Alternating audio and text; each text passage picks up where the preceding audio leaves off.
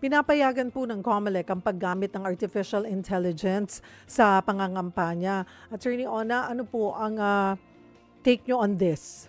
Ang posisyon po namin dyan ay tama naman po.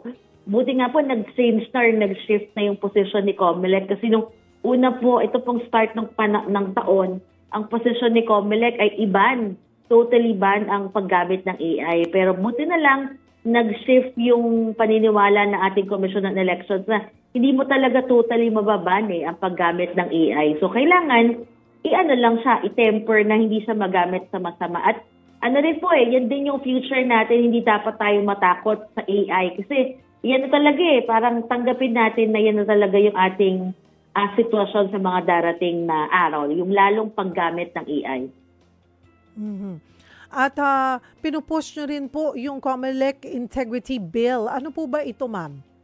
Yung COMELEC Integrity Bill po, kasi sa Omnibus Election Code po natin, may isang simpleng provision dyan na ang nag-house po na ating mga COMELEC field officers ay mga LGU.